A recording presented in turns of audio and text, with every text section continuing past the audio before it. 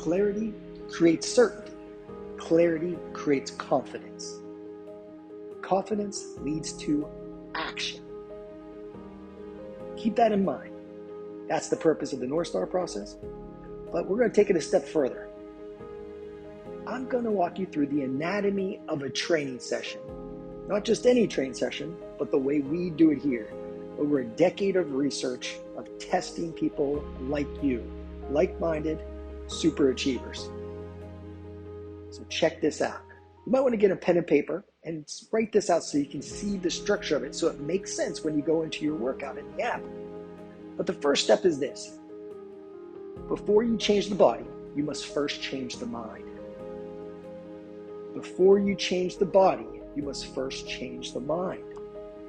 Now, a lot of people say, yeah, I agree with that, but they don't do anything about it. It must be priority number one. So when you're doing the workouts, especially in the second week and beyond, there's an intention, a declaration. So you open the app, you go to the workout, you read the text. It's like having me standing there. This is what I would say to you. But you'd stand tall and declare. Here's an example of what I mean. You would read this and declare, not weakly, not like mildly, but with ferocity. And what is ferocity? It's focus plus intensity. That's ferocity.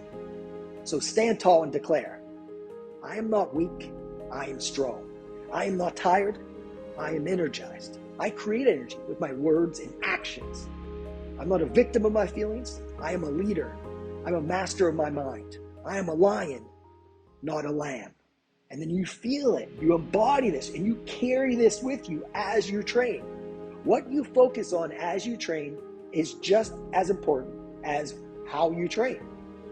Because you are programming your thought with your action. So if your focus is on, oh, how many more? I can't wait to be done. Eventually, that's going to form a belief. And when life gets tough, you're going to skip workouts. You're going to cut corners. And you're just not going to make progress. Let's be honest.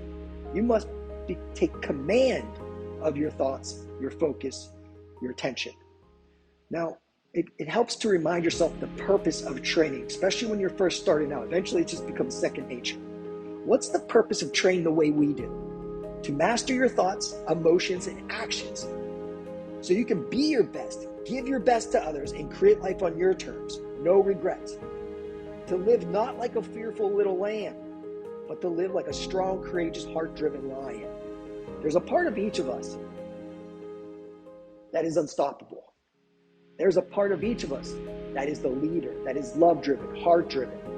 The part of you that you're proud of, that is your true self.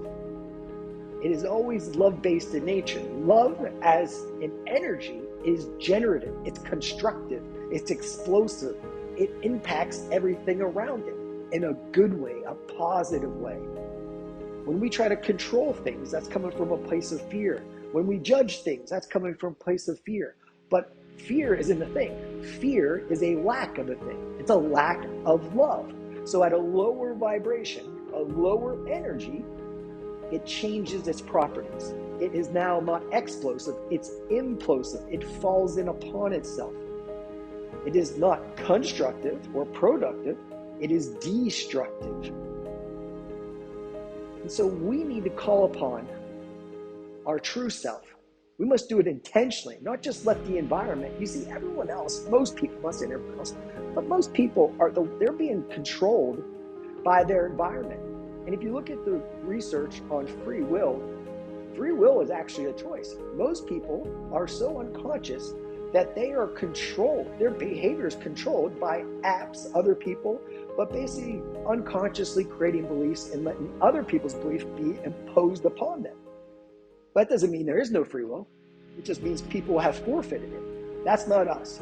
We're a different breed in here. We're the crazy ones, but we're the leaders. We're the ones that can impact the future.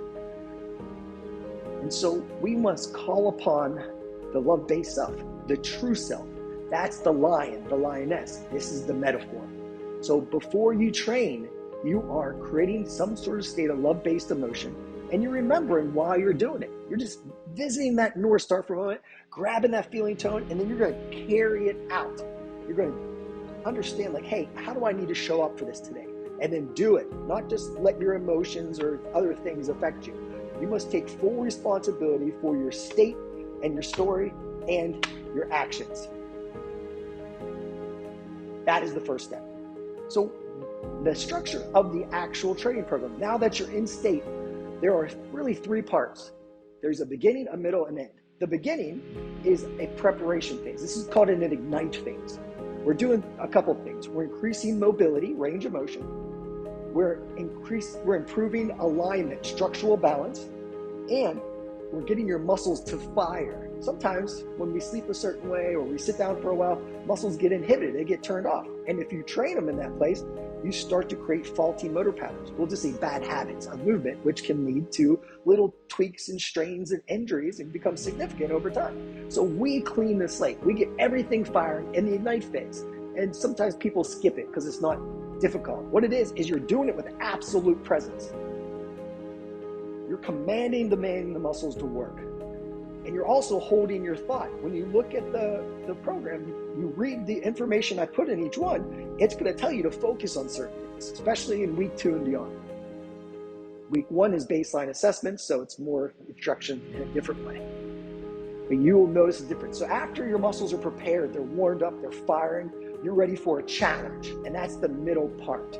And so you're going to do circuits. A circuit is a group of exercises that you do one after the other. So you might do push-ups, then you might do a squat, then you might do a leg raise, and then repeat that. So say it's a timed circuit, an 8-minute timed circuit.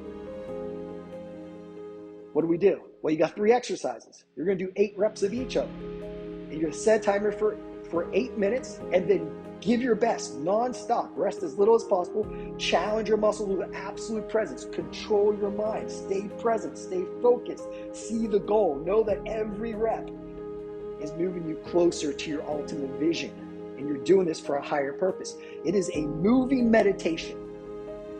And training is a sacred act. It's a spiritual act it's when you're intentionally and intelligently and strategically challenge the mind and body to access the highest and best self, to summon the lion. That's what we're trained on. But this is the part of the workout, the challenge part, the middle part, when you're pushing yourself. Challenge creates change. Stimulate, don't annihilate. No distraction. Don't be checking messages between your phones.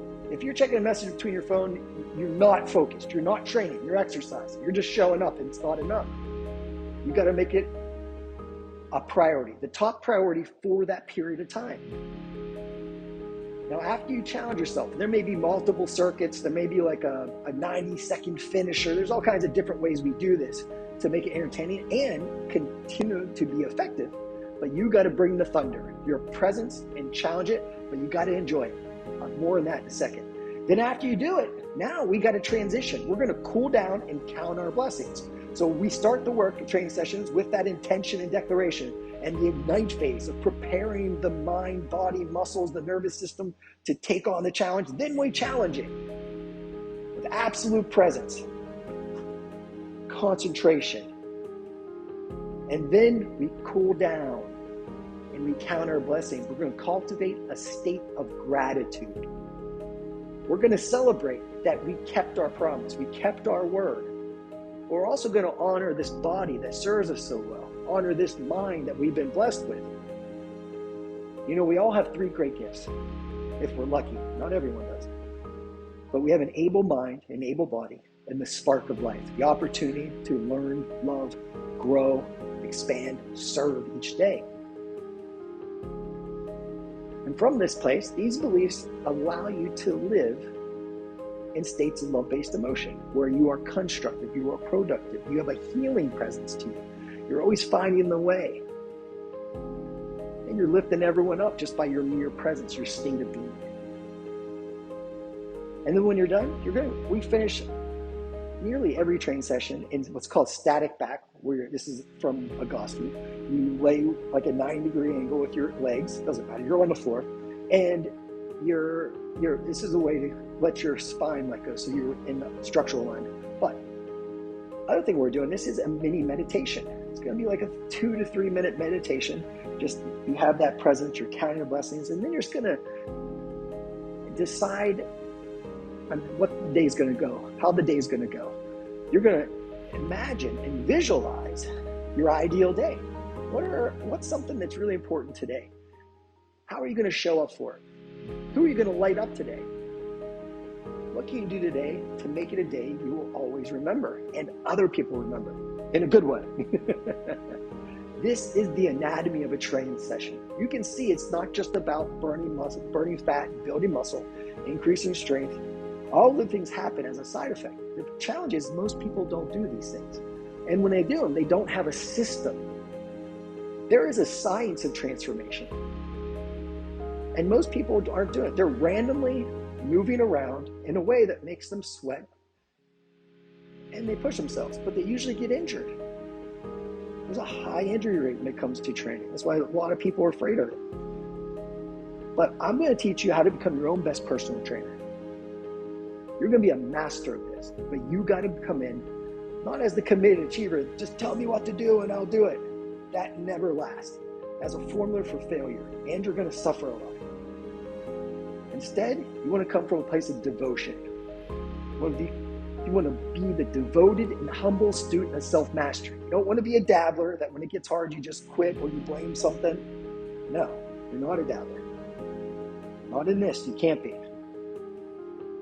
The price is too high to pay for you and your loved ones. And the committed achiever needs to graduate to the next level. The committed achiever, the warrior, needs to evolve. You need to be able to put the weapons down sometimes and stand and resolve things in a more intelligent way. Less effort, greater impact.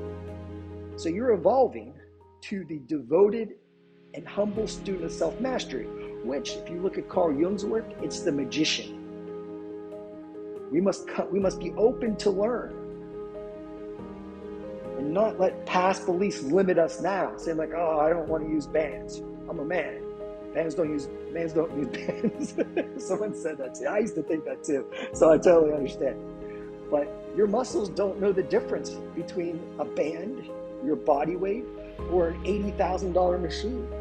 In spite of what the people selling you the machine say. Resistance is resistance. The principle is challenge creates change. But your job is to show up as this devoted and humble student of self-mastery so that you can access all your resources, all your skills, all your capabilities, and learn new ones to become even more. That's what this is about. Keep this in mind, my friend. This is the anatomy of a training session. We're going up to another level.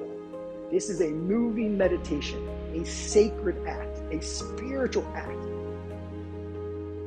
of training your mind and body, challenging your mind and body consistently and relentlessly so you can access your highest and best self. We call that summoning the line. So when I go to train, I'll be like, hey, I'm gonna go summon the lion. I literally just say that because it is a metaphor for what we're really doing here. And the purpose isn't just about me and the way I look. The purpose, that's a side effect. The purpose is to be my best so I can leave a mark on the world. And those people that need me, I show up as my best. I don't disappoint. That's a standard. The challenge begins November 6th, my friends. Make this the last time you start again. This is for life. You got this. You were born a lion, not a lamb.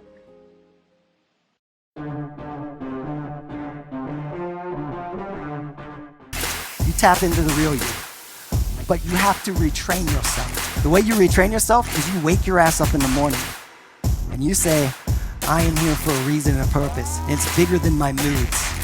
It's bigger than the difficulties of the day. I am here to live like a lion, not the fear of a lamb.